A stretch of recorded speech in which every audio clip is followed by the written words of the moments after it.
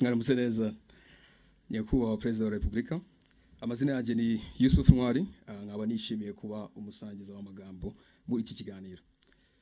Nyakubahwa, murakoze kuba mwaduhaye umwanya wo kutuganiriza kuri uyu munsi, aho twateraniye aha ku Murindi habereye amateka akomeye ya RPA na RPF. Tukaba twaje turi urubyiruko, twese cyangwa se benshi muri twebwe dukoresha imbuga nkoranyambaga nk'umwuga cyangwa se mu kwamamaza ibikorwa bigiye bitandukanye dukora. Tukaba tunazi yuko social media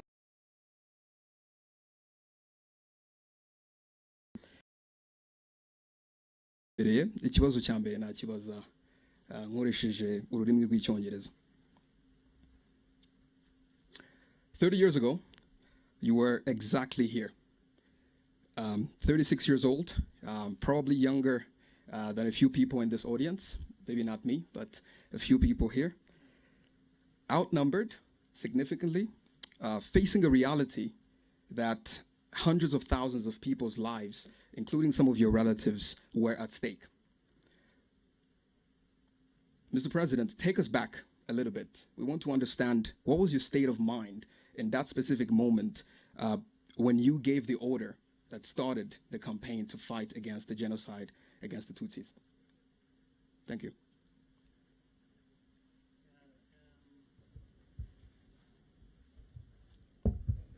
First of all, let me thank you for this moment. Much as going back in time sometimes is very difficult. At least on my part, I wish I could forget completely some of those things or days, but anyway, that is life. So what you've just said is very true. We're here. We have now recollected the picture of literally have a map of this place fixed somewhere in my mind. It can't go away. More so, what can't go away is what was happening in our country and what was facing us and we had to deal with.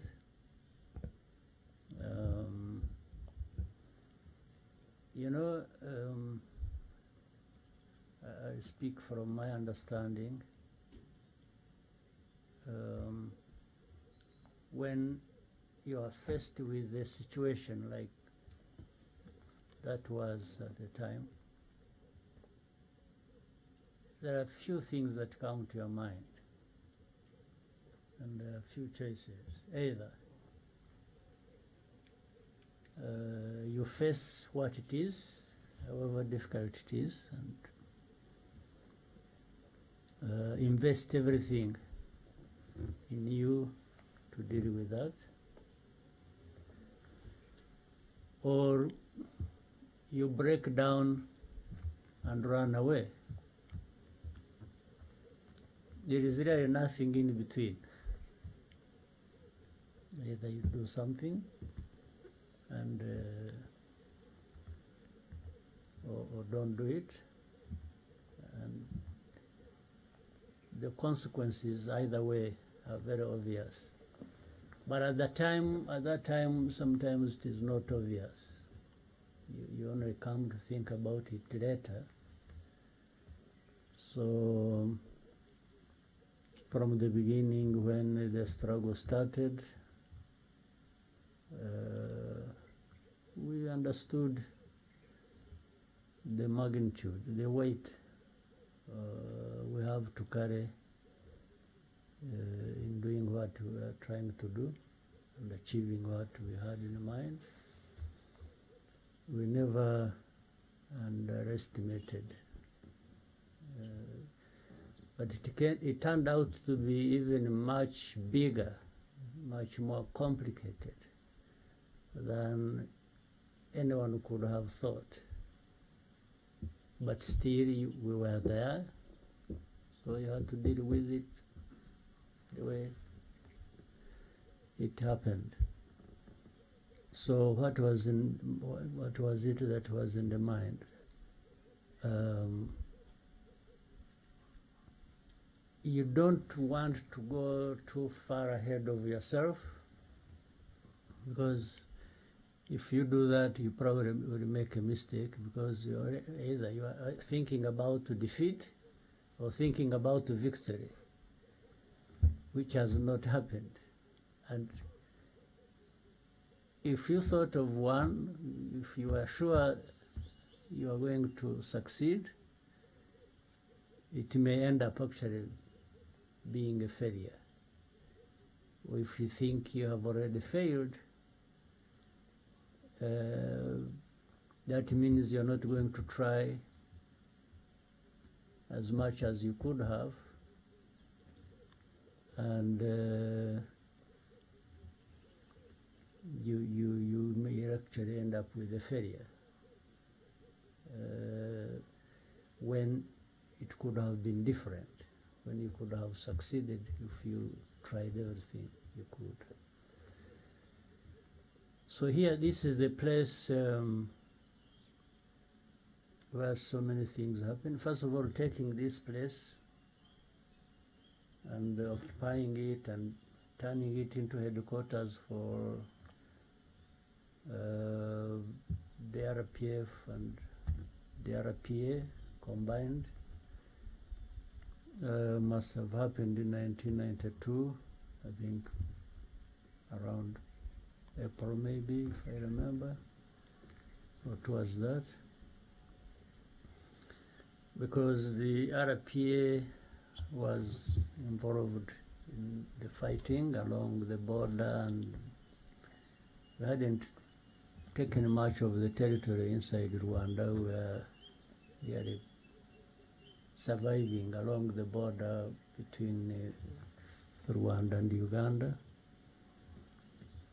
where some of us had come from. And so the RPF, meaning the chairman, the commissioners, were not part of the fighting force. Were staying in different parts. In fact, we had the headquarters in Brussels, Belgium, but we also had another in Kampala, Uganda.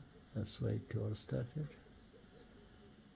And then sub-headquarters in different parts of the world. So when we took this place, we were able to bring the two closer together, or really together, the RPA and the RPF. And this became our headquarters after taking, because, you know, a little bit of history. When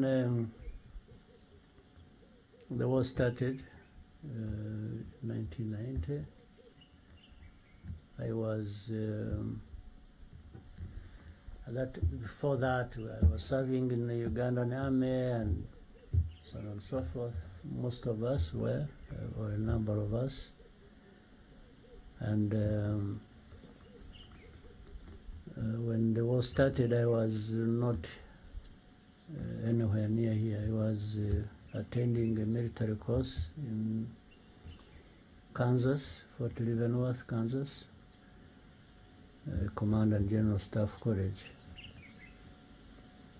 Yeah, but I had now to work my way back to be here with the rest. So when I came, I found chaos. Because the leader, the first leader of our struggle, had been killed on the second day of the attack, Fred Rwigema. And so understandably, it was already a difficult situation. Then an organization loses a leader, and what follows is easy to understand. So when I came back in the first 2 weeks of October, I arrived back from the US and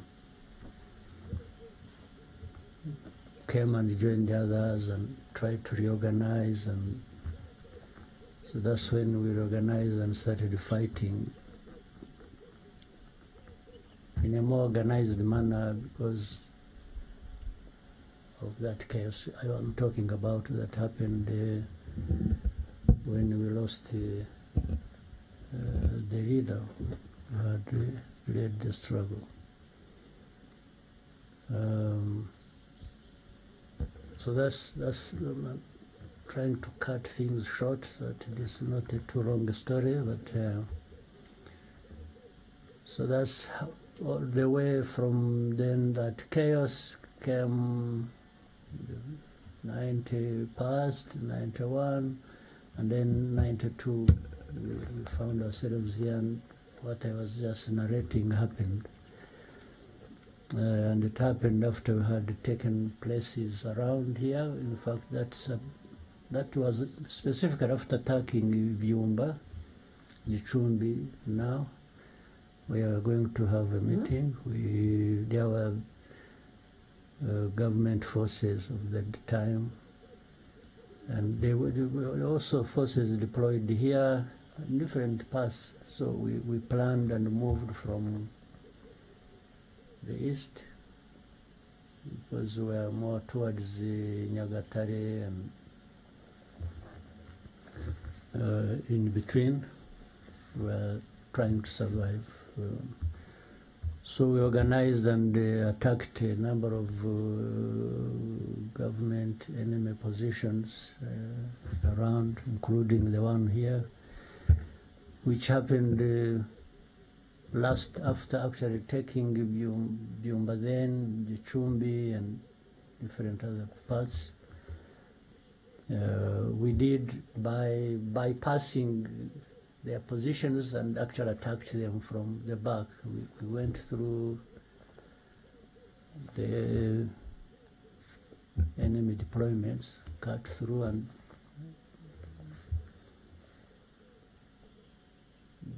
those who were here didn't know we had attacked Byumba then. And the others, in a place called Rukomo and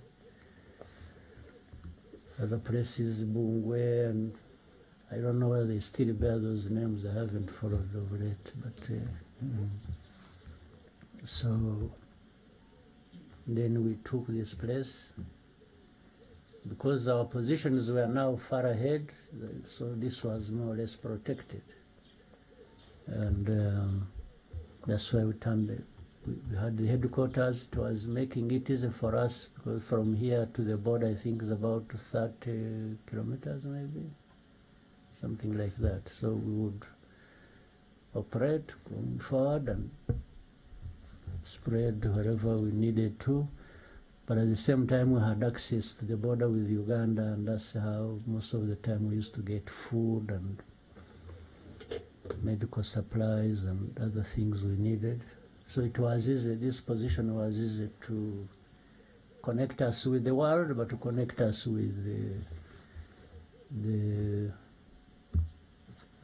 country, and enabled us to carry out the operations we had to carry out.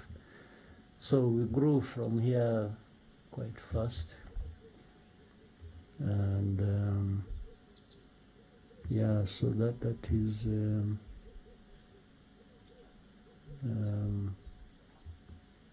a number of things. It was coordinating from the east, but also that north now is when we were in Virunga. So it was like this. So we are here and we used to coordinate.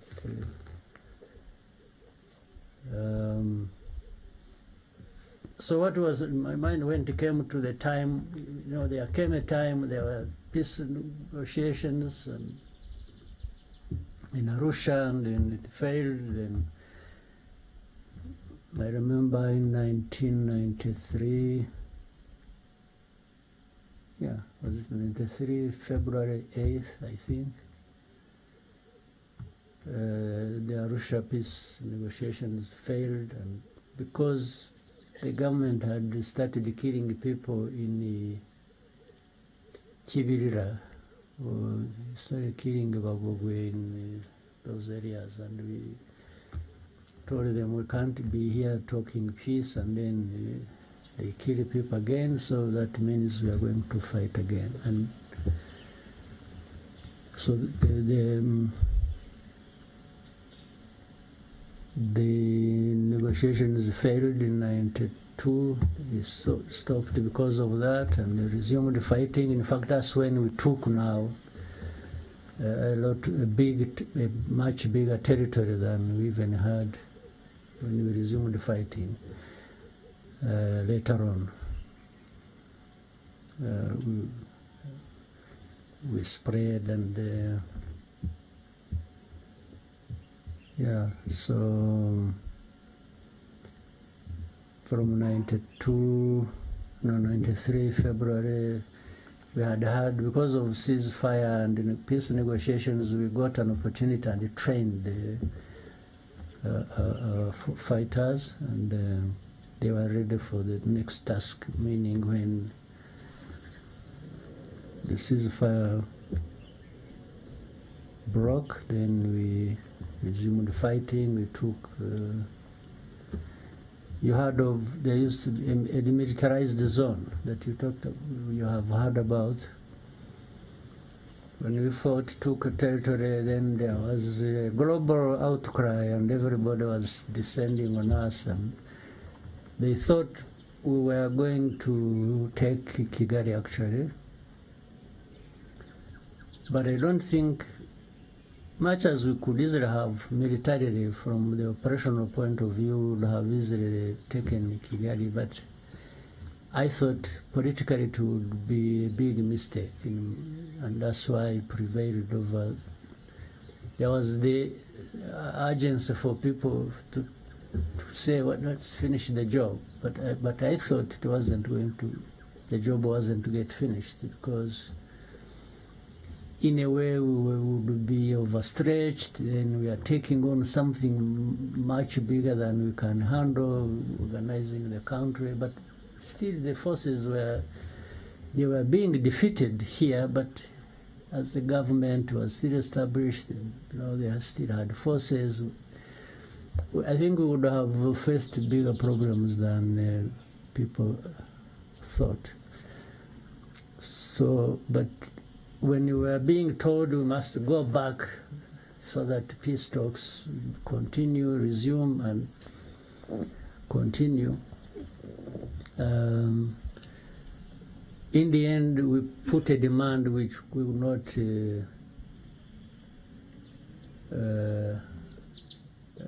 relinquish. We demanded that for the areas we have taken a big part of the country as a result of breaking the ceasefire by government and so on and so forth, we cannot return this area or these positions to the government. They've lost that, and they've lost it because of their own big mistake.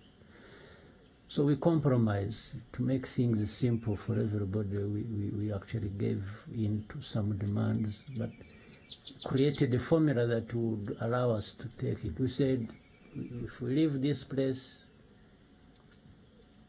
it should be demilitarized, and maybe UN, or there was also at the time some African Union observers who were here, and said they should monitor this area. The government should stay where we pushed it to, and for us, we have no problem going back to our positions.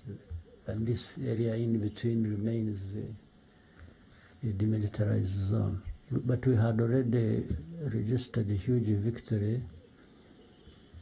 We were able to connect with the people in the country. to a great extent,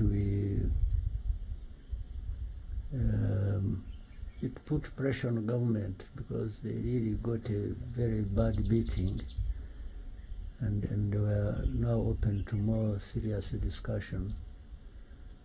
And that's what. So everything was being coordinated now from here, from Murindi. So when it came the genocide, even before that, we used to monitor everything happening. We used to monitor militias being trained in there are hundreds of thousands in every district, as we have them now. And the plans would leak. We had people who would tell us, and we used to share it with the UN, the forces that were present here in the country, and we found actually they knew a lot about what the preparations were, by whom, where, and for what intention. They knew. When you hear people talk about genocide and as if it was something that just happened or happened because of Habyarimana's death or this and that, it's all rubbish. This happened way before. In fact, General Darel, the commander of the UN forces, used to come here many times. He would come by helicopter or by road many times. There are so many visitors who used to come here, even from outside of Rwanda, and we used to share this information. We used to discuss it. We would give them information you have, give them evidence, give them, and sometimes we would find they already know.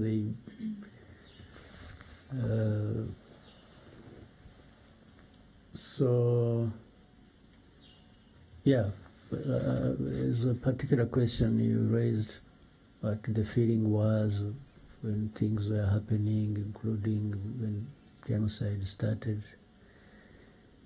You know, it is hard to go back and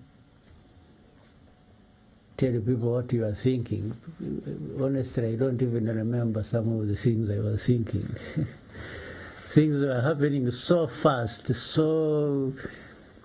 and it was so stressful, and I spent more time and energy trying to stabilize myself so that I don't collapse under the weight of everything. But focused on saying, first, if it is fighting, we must fight to win. If it is even politics, we must do the right thing politically, still make progress. And then when the genocide started, the immediate thing was to fight the people who were killing. Second, try and save as many people as we could, if it were possible, but same time collapsing the government that was responsible for that. While we had many people, there's not a person even here, I'm sure among you, there's not a person here who doesn't have a number of people who were killed that were known to them, were relatives, were parents, were children, were things like that. And by the way, it is because I've asked many times. You see, in a situation like ours, genocide is happening. There are perpetrators, there are victims. But overall, there is nobody who is not dying on either side. You are killing people, in a genocide, you are therefore going for those you are targeting. But at the same time, those who are doing the killing of other people were also facing death because we had to fight them. So in the end, nobody, there's not a single person of the millions here in Rwanda who would say they gained from this. Everybody lost. Even those who started it and started killing people, they wanted to achieve something, but they didn't achieve it. Because what they intended to achieve was not just killing a few. They wanted to exterminate people. A certain group of people, they thought it deserved that, or they wanted to kill. So it didn't happen because not everybody died. There is always going to be people who will remain alive. And so I think that's what else you want me to tell you? Yeah, thank you very much. Ask me anything, yeah. Yes, thank you very much, Your Excellency, for the context. Yes, I'm sure there's a lot of questions from the crowd, so I'll open it up to the floor. Please raise your hand if you have a question, and before you ask your question, introduce yourself, tell us a little bit of who you are, and then address your question. Try to be as concise as possible. Scovia? Murakoze nyakubahwa Perezida wa Repubulika, nitwa Scovia Mutesi, ndi umwanditsi w'ikinyamakuru Mama urwa Gasabo. I see you every day on the media, social media. On the social media, yeah. Yeah. Murakoze, ikibazo cyanjye nashakaga kubaza, usobanuye byinshi bigaragara inzira yari ikomeye, ariko nagize ikibazo nifuza kubaza, ese musobanura mute impamvu mwari mufite ikomeye yumvaga ko mushobora gutsinda ubutegetsi bwa Habyarimana bwari bufite ingabo zikomeye ndetse bashyigikiwe n'amahanga, mu by'ukuri yumvikanaga nkakomeye. Nyuma yaho uyu mukanya tugeze aha, General Kabarebe yadusobanuriye uko mwageraga mu Mutara, uko mwasanze bimeze ko byasaga nk'ibiteye ubwoba. Impamvu ikomeye mwagize mukumva ko muri butsindira urugamba kugeza uyu munsi nyuma y'imyaka 30 mwicayeho. Ndabashimiye. Ndakubwiza ukuri, ntabwo ari science ngo muri science nararebaga nkasanga turi butsinde, cyangwa ntabwo ari, it's not anything. Ntabwo nta kintu cyari gihari twemezaga ko turi butsinde kirenze umutima wacu kuvuga ngo natsinda ntatsinda ngomba kurwanira ukuri kwanjye. Nicyo umuntu yashingiyeho, ibisigaye bikubakira aho ngaho. Ntabwo rero ntawari ufite icyizere ngo ibintu bigomba kugenda bityo, kuko na bimwe uko abantu babitekerezaga cyangwa babyifuzaga bigomba kugenda siko byagenze. Kuri bimwe hirya no hino, ariko ibyo mvuga yo kuvuga ngo twari ahantu uvuga uti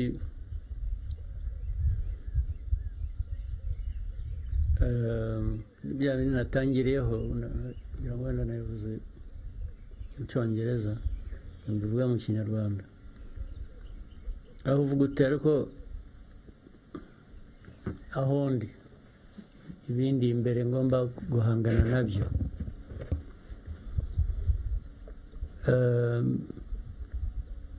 Mfite uburyo bungana iki kugira ngo nkore kimwe cyangwa nkore ikindi,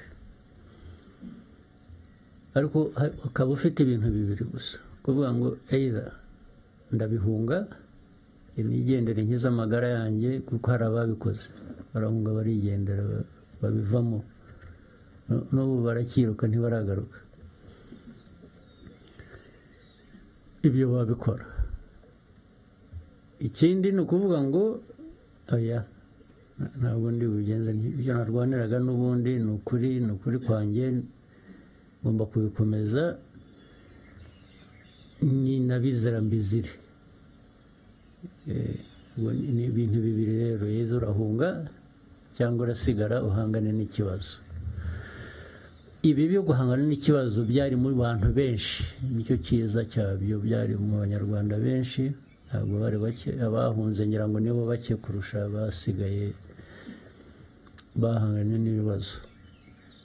Muri uko guhangana rero n'ibibazo nyine ugomba gukoresha rero ubwenge, noneho gukoresha ubwenge. Ese uhangana n'ibibazo ute?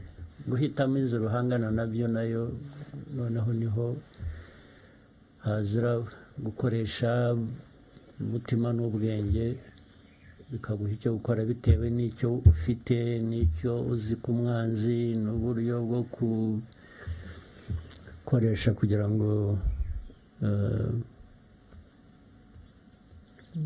utsinda ari urugamba rumwe hano cyangwa ahandi, cyangwa utsinda urugamba runini rwo kurangiza ikibazo cyose. Nta kindi cyizere, nta kintu cyari gihari cyaha umuntu uwo ari we wese. Yewe n'abatsinzwe banza batari bazi ko bazatsindwa, babaga bazi ko ni leta, bafite ibyangombwa byose, bumvaga bari aho. Twebwe bitaga inyenzi, bazatunyura hejuru gusa bakagenda. Natwe kubera aho twavaga nuko twari tumeze n'ubushobozi butari buhagije twari dufite,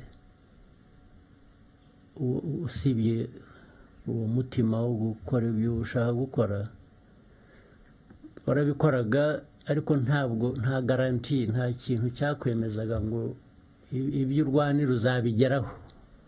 Ariko wagomba kurwana anyway, kuko nicyo wahisemo kandi niyo inzira yari iri imbere yawe warebaga wakoresha gusa.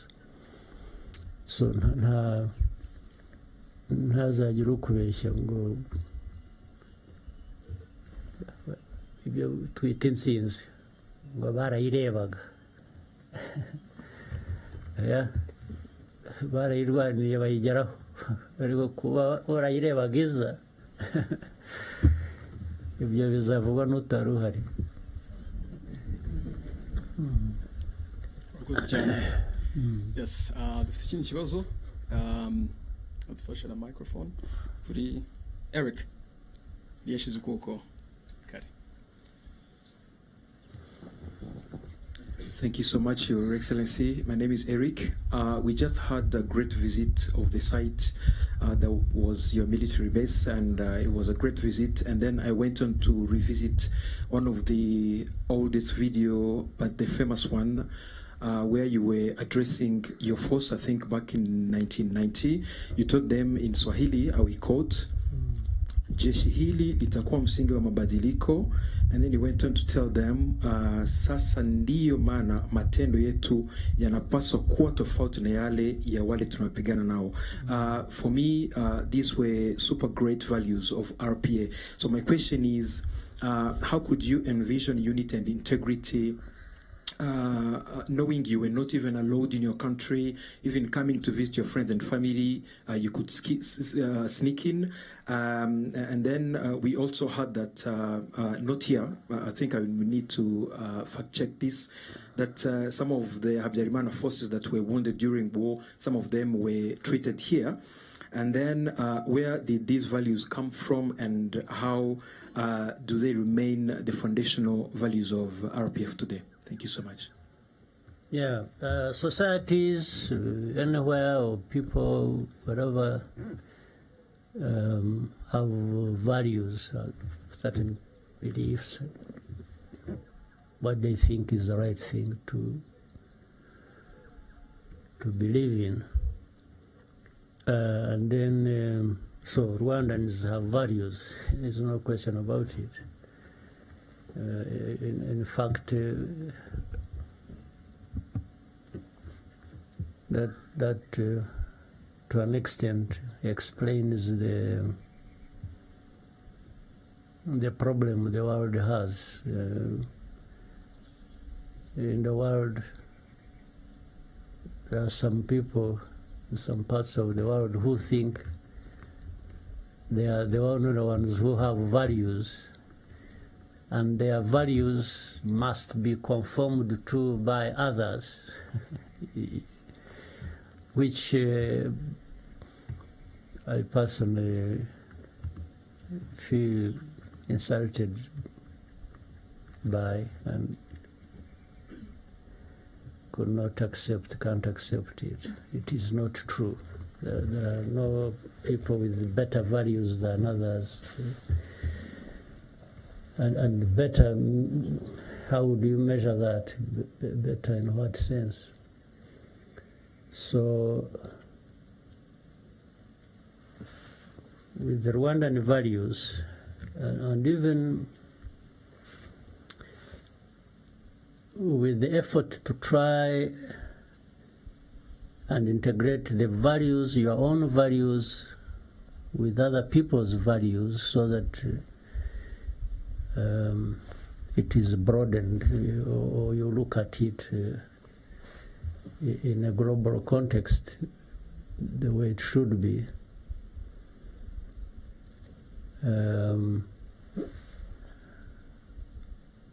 The governance of the country, the politics of the country, ordinarily should reflect the values of that society.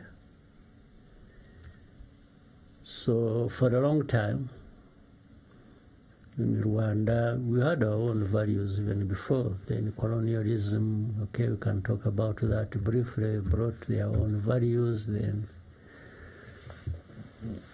gave or distorted the values of Rwandans, and unfortunately Rwandans came to accept the distorted values as their own.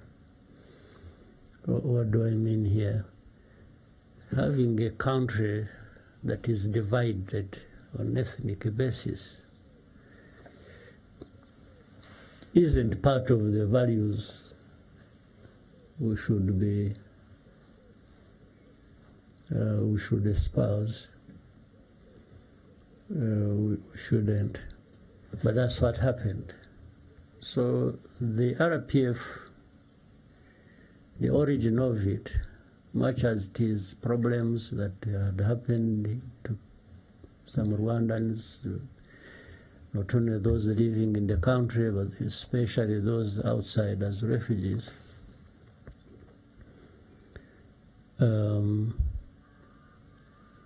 For things to go back to the right order, the politics must be bringing back the unity of the country, so that we are no longer ethnic groups, but rather the integration of that into or by national unity. So that's really how RPF was born. It's the foundation of RPF. So what I was saying to the fighters at that time is clearly narrating to them the story of who we are, or rather reminding them, because I think everyone knew, but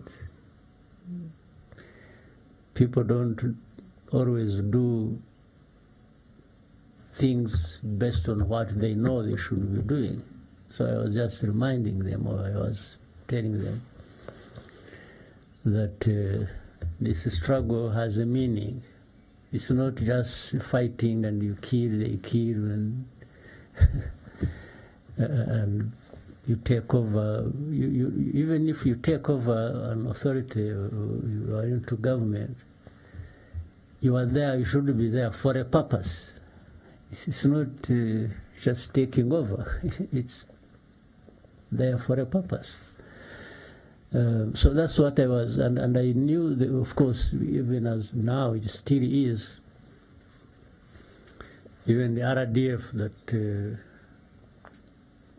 transitioned from the RPA into the current defense force we have, is the center, or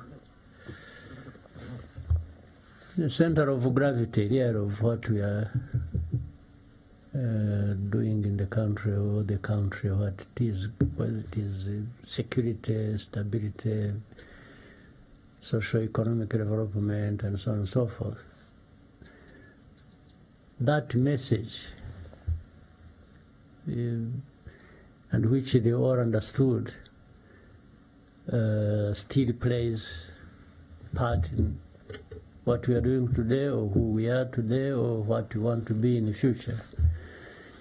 Yes, that differentiation between those who were fighting that later on committed genocide, or some of them had done so actually in many other, you remember this genocides of 60s, of 70s. So I was saying we are there, we are fighting for a cause that will change all that and create Rwanda to be what it should be. So that is even the message today, even tomorrow. Well, if we can fail to achieve it, but it remains, it stays the message. It is what should be driving us,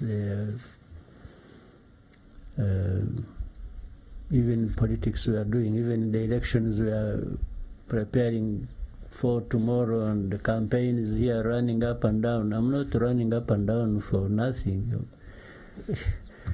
I'm running up and down for that message. To present it and put it where it belongs and give it the results it should have. Thank you very much, Mr. President. More questions? Joel? Yes, thank you, Mr. President Paul Kagame. So my question goes, first of all, my name is Tikule Joel. I'm a content creator and a proud first-time voter. My question is, your name is... So when you were here, you probably were not yet born. Yes. And I'm glad to be voting for the first time. All right. So my question is, your name is one that is known for intentional leadership, but today would like to know, how do you take care of Paul Kagame beyond the official roles that you play? Sorry, let me get your question again. Yes, your name is one that is known for intentional leadership. Yeah. How do you take care of Paul Kagame beyond the official roles that you play? Okay. Let me tell you just off, this place where we are, actually, let me tell you something. I don't know if it is necessary. When I was at the Command and General Staff College in the US, I went it is going to turn out to be a long story maybe, but you know how I went there also? First, it was not me supposed to be going for that course. I was supposed to be going for a course somewhere else. The one who was supposed to be going to the US was Fred Rwigema to attend that course. Even when I arrived at the course, I had to change the documents. Everything was recorded in Fred Rwigema's name. So we had to change all that into my names. But what happened, maybe I'm sure many of you don't know, when we started organizing in Uganda to actually do what the Ugandans got to know about it, we were doing it discreetly. And even encouraging Rwandans to join the army and inviting some from different other parts of the world to come and join and be with us. And because that time it was easy to join the army in Uganda, they had many groups fighting, so we filled the space. And some of us had had the opportunity of being part of the struggle from the beginning, and we are so organizing and bringing people in.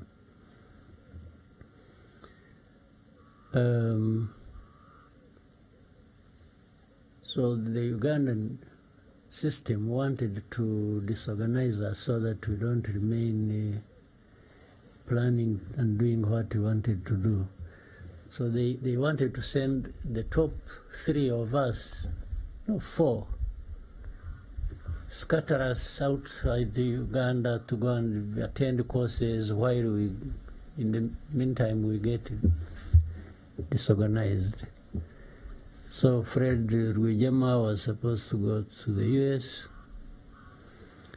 I was supposed to go to Nigeria. Bunyenyezi, you have heard of Bunyenyezi. Chris Bunyenyezi was supposed to be sent to some other place.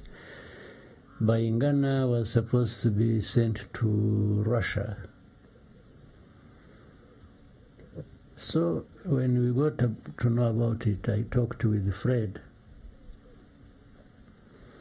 And I told him, I'm the one who insisted and encouraged him not to actually go anywhere, because that will just mess all of us up.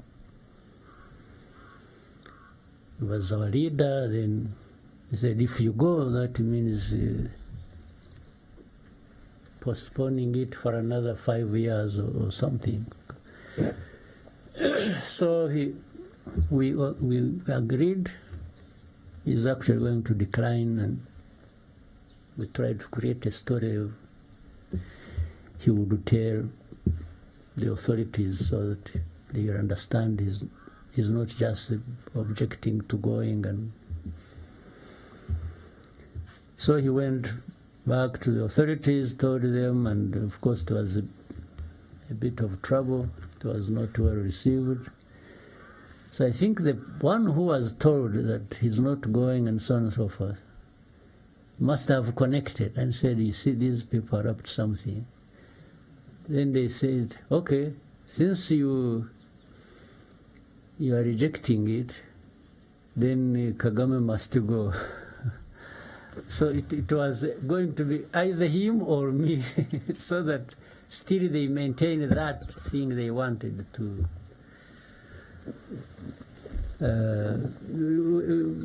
I'm sure they are warning you for time, but let me say we are in charge of time here. Don't worry. So he declined, and they sent me, as if to say, okay, if you are going to go, then this one will go, because they never wanted us together. They thought if they got rid of one, they would just create problems for the other. So then they called me up and said, so you Fred was going, now he has problems, he's not going, so you should be the one to go. I said, I have no problem. So I went back and told Fred, I said, you see, now they think they have known our plans. So if I decline, they may actually put us in jail, both of us. So to survive this and continue our plans, you stay and do what you have been trying to do. And for me, I will go. But when things start, I'll anyway find my way back easily. I don't need any permission from anybody. So that's what happened. When I went for a course, blah, blah, blah, long story short. So later on, my wife, we had just been married. She's here. They must have thrown me out of the honeymoon and, and just and sent to the course. So but she found me there a few months later, but and that time I'm trying to arrive at a quick thing here, and trying to separate the two Kagames, and program 3 or 4, I don't know. But when she found me there, she was already pregnant with her first son, Ivan. And when the point I'm arriving at in 93, actually in 94, just before genocide, he was 3 years old. He was sent to me. I stayed with him in this house somewhere. Is it up here? Yeah, it's up here. I stayed with him for a few, maybe a week or less. In fact, when when Yagiranye crashed in the plane, he was here with me. The boy was here with me. And we were, the news came, we were watching football. Where? In one of these houses. Yes. There was an Africa Cup tournament. I remember it was Senegal playing Cameroon, I think, when we were watching here. And somebody came with a message to me that Habyarimana's plane had crashed, and there is chaos in Kigali, and so on and so forth. So what follows a different issue. But he was here with me. Now, you can see he was here with me not as a soldier, not as anything, but just as a part of the family. So I was trying to reduce the amount of stress I had accumulated by having my son around. Something else funny that happened when, of course, I said he was here when the chaos started. In fact, I left him here and went with the forces that were going to Miove. That was Miove. And so I sent a message back. I told the people who had stayed here, I said they should quickly take this kid back across the border and take him back to his mother. You won't believe it, he refused. He refused, he cried, he said, no, you must see me first. He was like, where is my father? Where is he? He refused that day, and the next day we were very busy out there. So I had to drive and walk back that, like on the second day, to come and convince him to go. Yeah, so I told the commanders I was with, where the forces were, that they give me just a few moments. I first go and solve a personal problem. So I had to come back. Actually, that time it was very dangerous because there was still some forces in between, and we had. At night, I tried to drive. I had a Land Rover. I tried to drive, but we were using indicators. You couldn't put on lights because we didn't have. So some places we would walk, others I would drive. Then I came back, arrived here around 4:30 in the morning, and stayed up until he was sleeping until he woke up. And so I told him, you know, your mother wants you, you have to go. It seems he was happy where he was staying. He wasn't. So I had to convince him. I literally forced him, gave them somebody who took him to the border, and then I went back immediately. I didn't even rest. I had to go back and in the forces. So I'm just trying to bring in the official me and the personal me. I thought maybe there wouldn't be a better place or thing to explain it than that story. So we had to keep one part is family, another part is work, and another part I don't know what it is. Yeah. Thank you very much, Mr. President. With your permission, we'll take 2 last questions. Okay. Yes. Maybe with a bonus of 3, if they could make it short, then. Yes. Lionel, please, can you help us with the microphone? Thank you, Mr. President. My name is Lionel Nditebilier. I work at the Pan-African Review. 30 years ago, you were already the target of criticism coming from beyond the borders of Rwanda. When 30 years ago? Yeah. I'm still taking this criticism even now. Yes, that was my question. Like, Yeah. what was it then, and what is it now that is driving that criticism? And what can the new generation of Rwanda learn from the way you handled it? Well, it's hard to tell, but also not. I shouldn't exaggerate. It isn't too difficult. Is there anybody in the world who would not be criticized, or who is not criticized at one time or another? I don't think. And it depends on the interests, or even the views of those who are criticizing you, about you, their views, their whatever interests, or if you. But it also means you are actually somebody.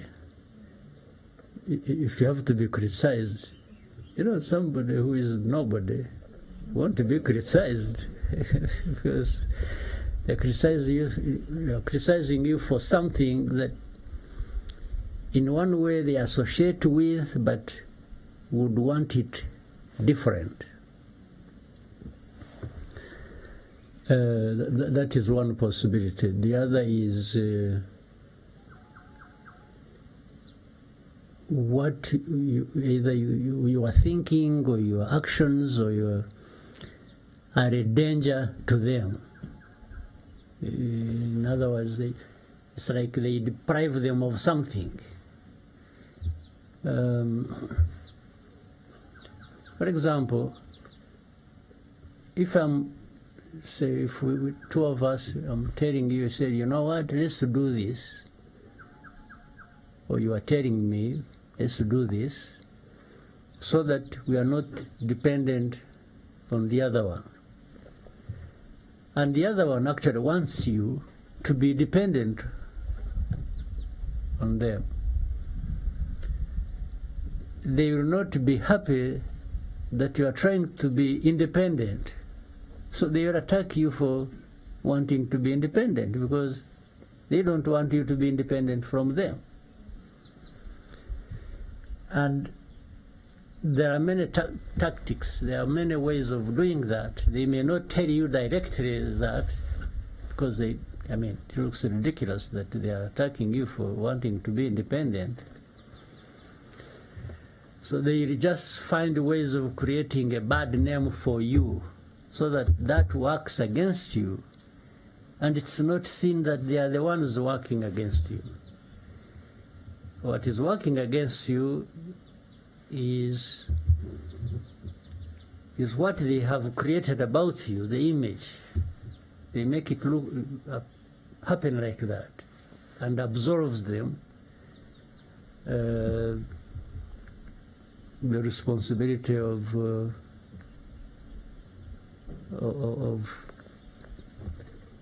attacking you or criticizing you. So it's like, you see, it's like that.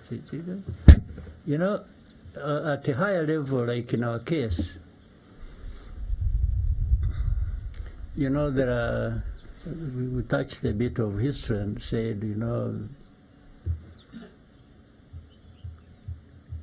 what has been happening in Rwanda.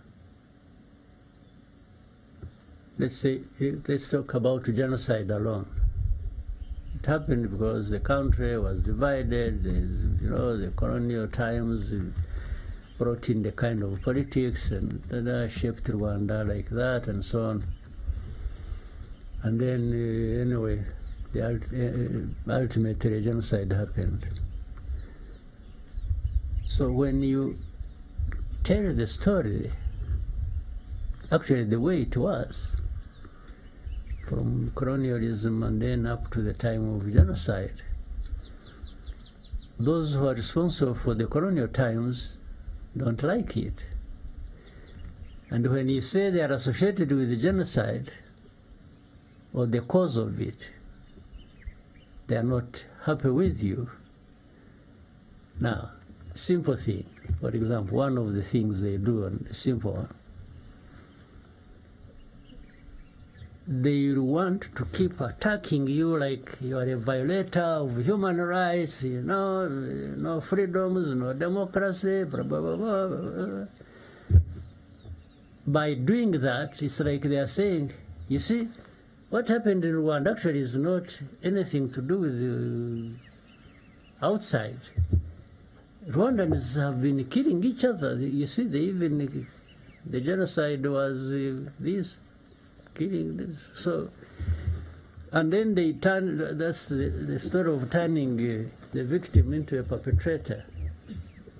You have seen how many times they are out there saying, accusing RDF, accusing Rwanda, you know, the security. I was reading something the other day saying, you know, you have seen this consortium of journalists, what they are saying, that Rwanda has spies all over the world, killing their opponents, you know, everywhere, in the whole world.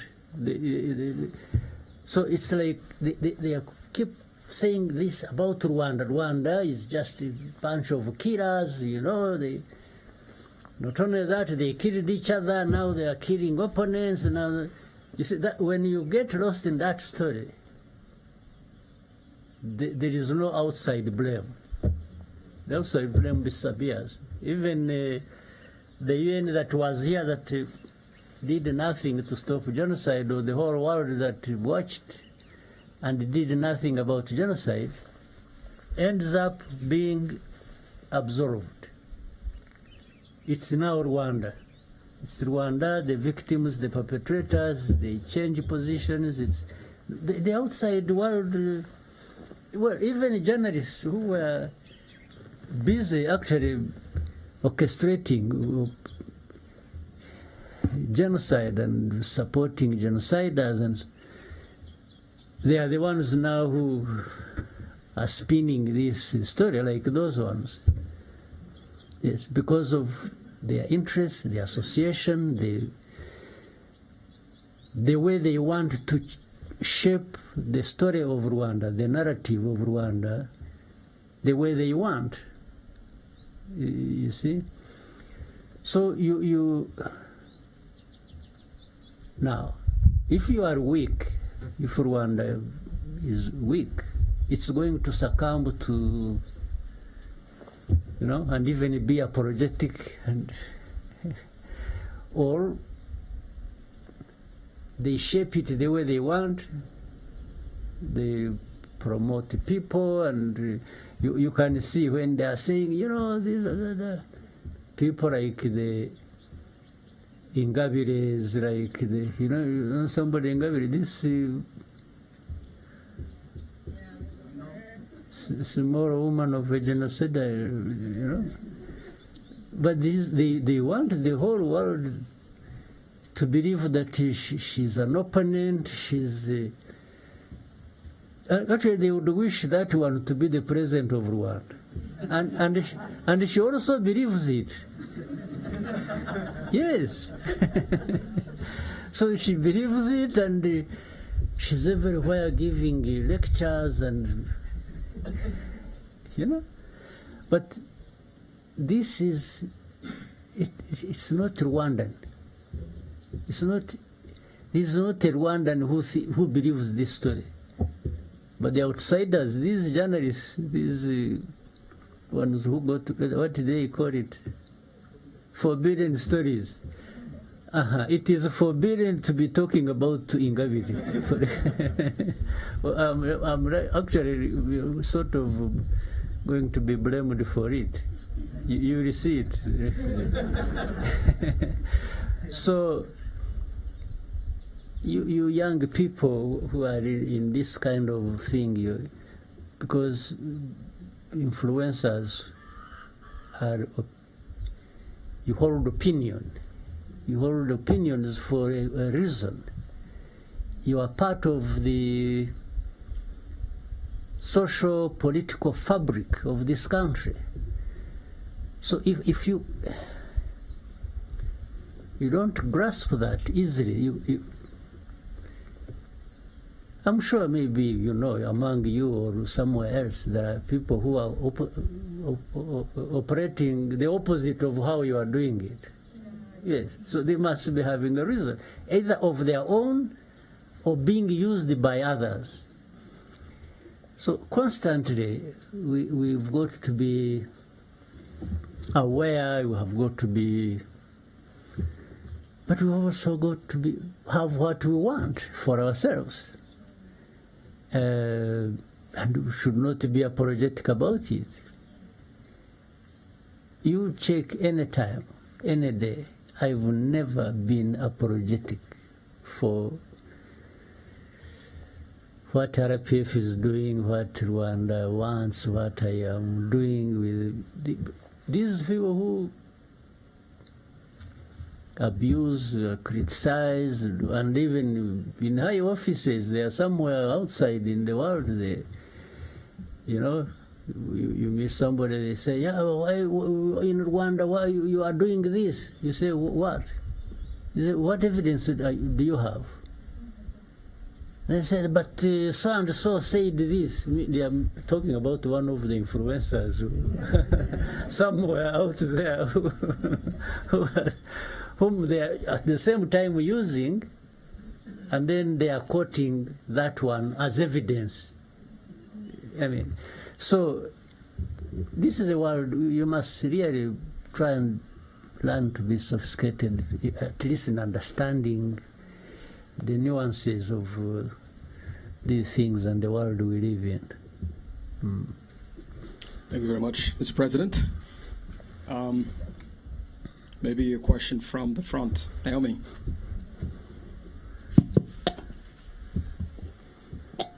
Thank you, Your Excellency. Amazina nitwa Naomi, and I'm one of the content creators here in Rwanda. I think I have also seen you many times. Yes, I'm so happy to be sitting right in front of you and next to the First Lady. My question is, what took them to Zabinari? It goes. And some of us here are making a living through social media. Ni gute twabinare mu gihe twamenye gusa amahoro n'iterambere mu gihugu cyacu? What are the steps? Thank you. Good. First of all, it is to know the story.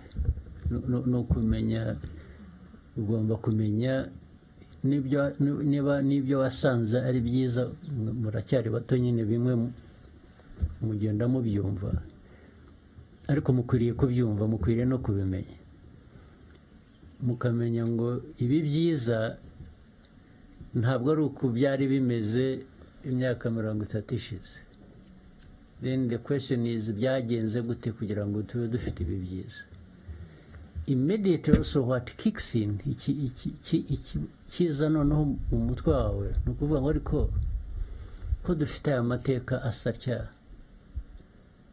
kandi twaba dufite ibi byiza bimeze gutya, ariya mateka mabi yazagaruka. So noneho igikurikiraho ni ukurinda ibyo byiza ufite. Kubirinda gute rero? Hari uburyo bwinshi. Kubirinda even by shaping the opinion, facts, evidence and explanation. Hari kuvuga ngo ikintu ni cyiza, umbajije uti ni kuki ari cyiza, nabikubwira.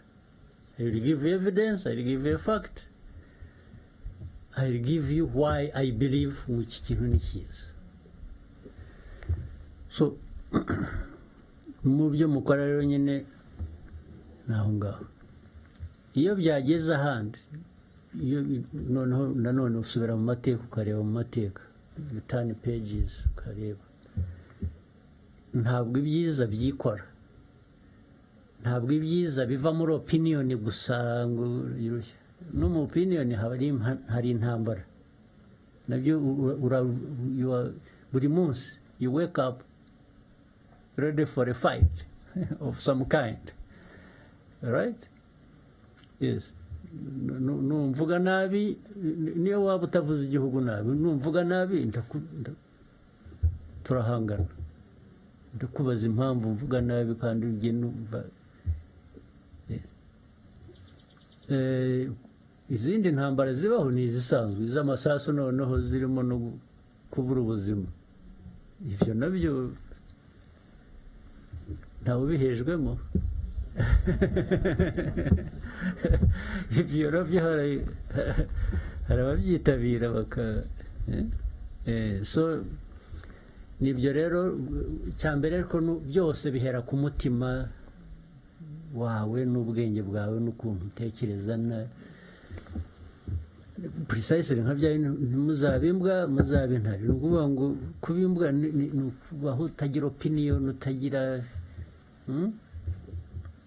umuntu yagutuka uti amusore akaba ari we apologizing. No, should be the one to apologize, not to me. So kuba intare bivuga ari ni uguhangana n'ikibazo cyaba icyawe ku giti cyawe, cyaba icy'umuryango wawe, cyaba icy'igihugu ukakigira icyawe. You want to nibura gutanga umusanzu mu kuyikemura. Mwakoze cyane, Your Excellency. Turafata the bonus question mwaduhaye. Byuka vuba. Yes. Murakoze.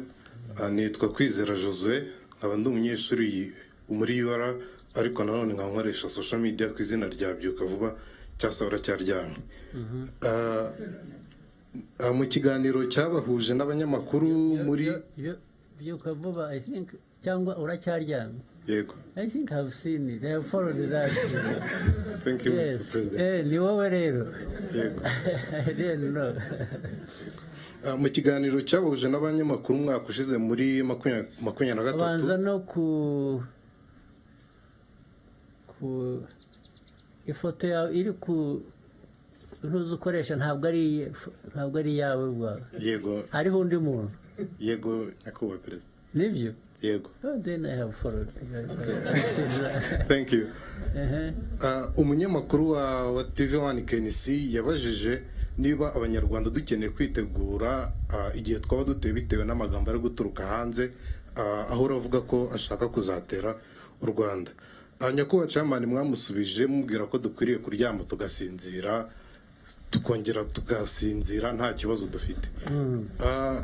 Mu kumusubiza twebwe twaragiye nyine nta kibazo dufite, turaryama tugasinzira. Ariko nifuza kubaza urubyiruko rushaka gukomeza kuryama ariko rukaryama hari icyo ruryamanye, ku buryo igihe telefone yazasonera utazakenera undi muntu ubigisha gukotana. Nibi mwaba muruteganyiriza iki? Murakoze cyane. Byarateganyije, byararangiye.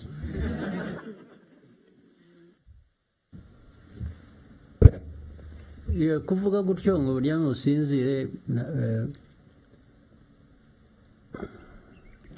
ni ukutabiha umwanya urenze uwo bikwiye, ariko naho ubundi uko igihugu cyacu gikora hari abakirinda ku buryo bw'umwuga bw'umwihariko, umutekano warwo birakora, kandi ntabwo ari aba bantu bambaye iriya myenda gusa ijyanye n'umurimo bakora. Buriya ibikorwa bishingira no mu baturage, bakorana n'abaturage hose, ku buryo noneho no mu buryo bundi, ari ubw'ibiza, ari ubw'icyabaye aha, ari impanuka yabaye aha, hari uburyo, hari ubugezweho, hari ubusanzwe, ari wa mutima navugaga, abagomba kubimenya ako kanya barabimenya, bakaba bazi ngo aha habaye impanuka, aha habaye iki, nimutabare, nimugire mute. Urumva rero ko bitasigara inyuma no mu buryo noneho bwo guhangana n'abaturuka hanze bashaka guhungabanya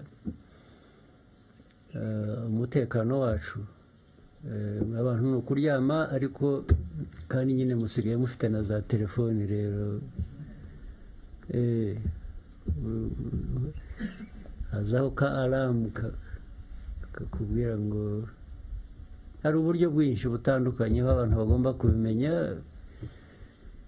Noneho hari n'ubundi buryo bugomba gutegura abo ngabo bagomba kugira icyo bakora bashoboye aho ariho hose. Ariko the message iri muryame musinzire wazi guhumuriza abantu, but at the same time bivuze ngo niyo ubwo harimo noneho hari uwavuze iby'intare n'iki. Intare mwari mwayibona? Ariko uzayirebe uhora usanga isa n'isinziriye, ariko burya ntisinziriye. Niyo ukandagiye gusa ukumva irabyuka, ariko ikindi gihe ibisinziriye. Kuruhuka, kuryama rero mugasinzira, nibyo n'ubundi mukwiriye kugira ihumure, mukaryama mugasinzira, ariko muri mwe iyo akantu gakomye urakanguka, sibyo? Naho ibi bindi rero bisakuza biriya rwose nabo kandi barabizi, ni ukuvuga gusa ko abashaka mujya mu makuru mugasubizanya, baratukana bagashaka kubasubiza, nawe ukandura nkabo, so barabihorera. Ariko iyo byarenze umurongo barabizi ikibabaho. Thank you very much, Your Excellency, for the inspiring words. I believe that this place and the tour that we did was very inspirational for us. Maybe we will not fight the same kind of fights that you did 30 years ago, but we have a very important fight to do as well, which is information online and using social media for the right reasons. So thank you very much, Your Excellency, and good luck on the campaign today. Thank you. Actually, you are lucky. You have the information fight available for you, but you can even join the other ones. So for you, you have for me, it was only one option, that was just the information one I didn't have. But for you, you are lucky. But just know that the possibilities are limitless. That's the most important thing. And this is your country, it is yourselves, it's there shouldn't be anything that should deprive you what you want to have or want to be or want to. Just it starts from within you. Just don't accept nonsense. Yes. We will not. Yes. All right. Thank you very much. Thank you. Your Excellency. Yeah.